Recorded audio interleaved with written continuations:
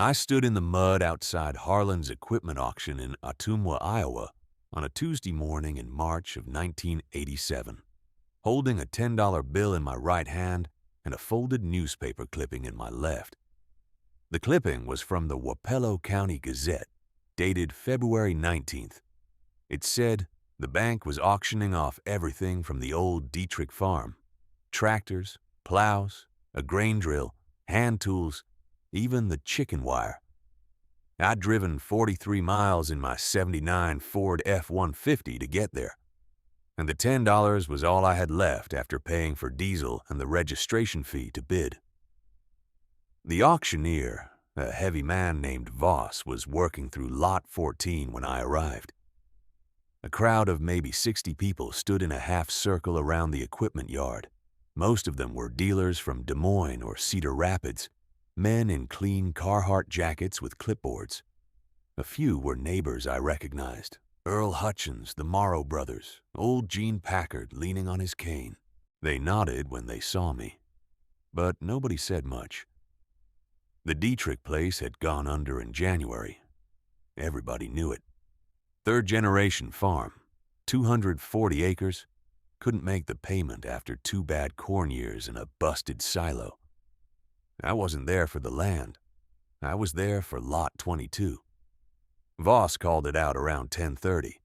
Lot 22, folks. 1948 Farmel M, as is. No warranty, no guarantees. Hasn't run in, I'd say 15 years, maybe more. Tires are flat, engine seized, steering column's got some play. Good for parts, maybe. We'll start the bidding at $50. Nobody moved. $50, anybody? Come on now, it's still got the drawbar. Silence. A few men chuckled. One of the dealers, a younger guy in a John Deere cap, muttered something to his partner and they both grinned.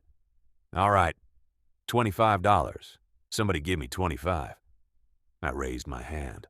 Voss looked at me, then looked at the tractor, then back at me. You serious, Hope? $10, I said. The crowd turned. Earl Hutchins shook his head. Gene Packard said something under his breath. The dealer in the deer cap laughed out loud. Voss sighed. $10, going once. He waited. Nobody else raised a hand. Going twice. He paused, looked around one more time. Sold to Mr. Hope for $10. Lord help you. I walked up, handed him the bill, and signed the slip. The dealer was still grinning when I passed him. What are you going to do with that, Hope? Melt it down? I didn't answer. I just looked at the tractor, rusted red, weeds growing through the wheel spokes, rain pooling in the seat pan, and thought about my father's workshop and the notebook he kept in the top drawer of his bench. I walked back to my truck and sat there while the crowd thinned out. Most of them were still shaking their heads. A few glanced over at the farmall like it was a joke they were in on, and I wasn't. Earl Hutchins stopped by my window on his way out. You feeling all right, Hope? He asked. I nodded. Just fine, Earl. He looked at me a long moment, then walked off. By 4:30, the lot was nearly empty. Just me, the auctioneer's crew loading tables into a trailer, and that tractor sitting alone in the gravel under a sky going gray. I drove home, ate a cold sandwich at the kitchen table, and went straight to the workshop. My father built that shop in 1961, back when lumber was still cheap, and a man could frame a building in a weekend if he had help. The walls were still plumb. The roof still kept the rain out. I hadn't been in there much since he died, 11 years this October, but everything was where he left it. The bench, the vise, the coffee can full of drill bits, and in the top drawer, under a layer of shop rags and a broken tape measure, the notebook. It was a standard composition book, black and white marbled cover, the kind they sold at Woolworth's for 35 cents. The pages were yellowed and the binding was cracked, but the handwriting was still clear. My father's block letters written in pencil, dated and numbered. I flipped through it slowly. Notes on engine timing, carburetor adjustments, magneto gap settings, transmission fluid weights for machines that hadn't been made in 40 years. And then, about 2/3 through, I found it. A full page on the Farmall M, model year 1951, with a diagram of the governor linkage and a note in the margin that said, "Most common failure, pin shears at the bell crank. Replace with 5/16 grade 8 bolt, lock with cotter pin." Runs smooth after that. I sat there at the bench with the notebook open in front of me. The shop quiet except for the ticking of the old regulator clock on the wall. Outside, the wind picked up and rattled the overhead door. I thought about the men at the auction. I thought about the dealer in the deer cap. And I thought about my father, bent over this same bench 50 years ago, writing down what he learned, so it wouldn't be lost. I went back out to the barn the next morning, Tuesday, April 9th, with the notebook in one hand and a coffee can full of bolts in the other. The Farmall sat where I'd left it, still listing slightly to the left where the tire was low. I'd already pulled the side panel off the governor housing the day before, so the linkage was exposed, a tangle of rods and springs and pivot points that looked like something a watchmaker would have designed if he'd been raised on a farm. I found the bell crank right where the diagram said it would be. And sure enough, the pin that connected it to the throttle rod was sheared clean through, just a stub of metal left in the hole. I don't know how many times that tractor had been started and shut down with that pin broken, the governor just flopping loose. But it explained why nobody could get it to idle. The engine had no way to regulate itself. It was either wide open or dead.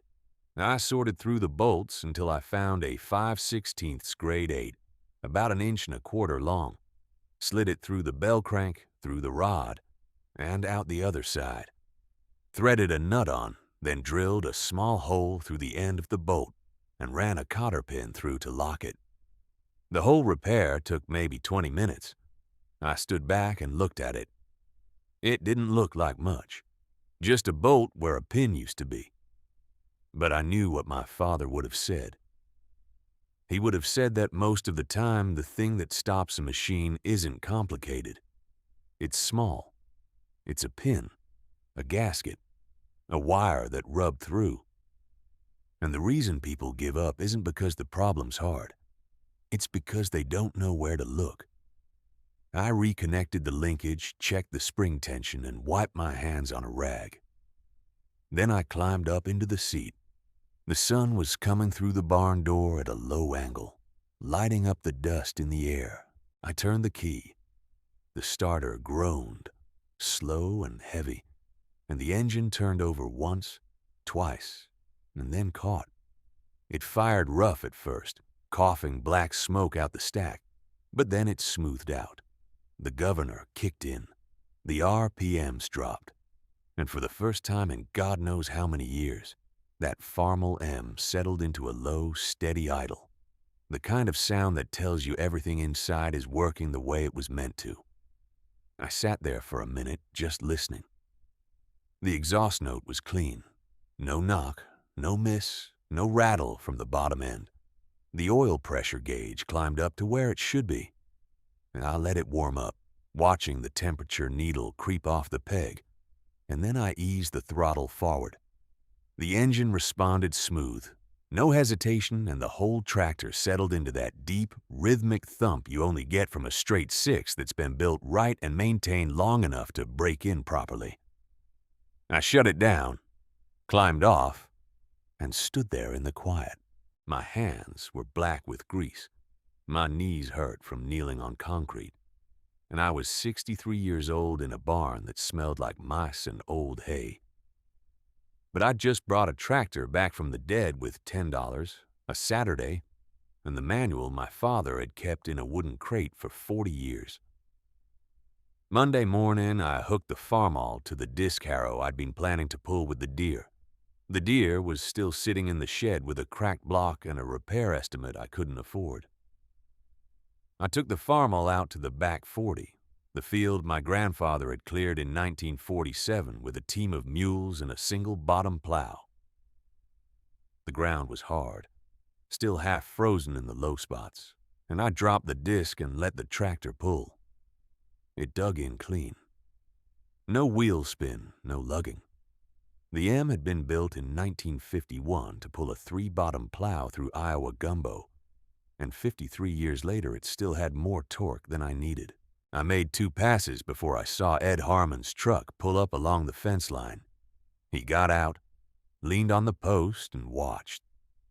When I came around again, he was shaking his head, but this time he wasn't laughing. I throttled down and he walked over. "That the same tractor?" he said. "Same one." He looked at it for a long time. "What did you do to it?" "Read the manual," I said. "Fixed what was broke." He nodded slow, the way a man does when he's realizing he missed something obvious. "I'll be damned," he said. Then he got back in his truck and left. I finished the disking by noon on Thursday. The field looked like it hadn't in years. Level, broken fine, ready for seed. I parked the M by the barn and shut her down. The engine ticked as it cooled. I sat there a minute, hands still on the wheel, listening to the quiet. That's when I remembered the envelope. It was in the glove box of my truck, where I'd left it the day I bought the tractor. I'd forgotten about it in all the work that followed. I walked over, pulled it out, and opened it there in the driveway. Inside was a single sheet of paper folded twice and a black and white photograph. The photo showed a young man standing beside a Farmall M, one hand on the fender, squinting into the sun. He was maybe 25. The tractor was new. On the back, in pencil, Robert Callahan, June 1951, first day. The letter was typed on an old manual machine, the kind that left heavy impressions on the paper. It was dated March 14, 2004, 2 weeks before the auction. To whoever buys this tractor, my name is Robert Callahan. I'm 81 years old and I don't have much time left. This Farmall M was the first piece of equipment I ever owned. I bought it new in 1951 with money I saved working for the railroad. It pulled my plow, my disc, my wagon. It cleared my timber and dug my pond. It never let me down, not once in 53 years. I'm selling it because I have to. My son doesn't farm and my daughter lives in California. The land is going to a neighbor who runs all new equipment. He doesn't want the M, says it's too old, too slow, not worth the shed space. If you're reading this, you bought it. Maybe you're young and you think you got a deal on scrap iron. Maybe you're old and you remember when these were the best thing on 4 wheels. Either way, I'm asking you one thing. Don't part it out. Don't let it rust in a fence row. It's got work left in it. All it needs is someone who'll take the time. There's a service manual in the toolbox under the seat. Everything you need is in there. I kept it running for 53 years with that book and a set of wrenches. You can too. Respectfully, Robert Callahan. I read it twice. Then I folded it back up, put it in my shirt pocket, and walked into the barn. The M was still ticking, still warm. I ran my hand along the fender where the paint had worn through to bare metal. 53 years. I thought about Callahan standing in a dealership in 1951, signing the papers, driving it home for the first time. I thought about every field he'd worked, every breakdown he'd fixed, every morning he'd climbed up into that seat. And I thought about the $10 I'd paid for it. I pulled the service manual out from under the seat. The cover was oil-stained, the binding cracked, but every page was there.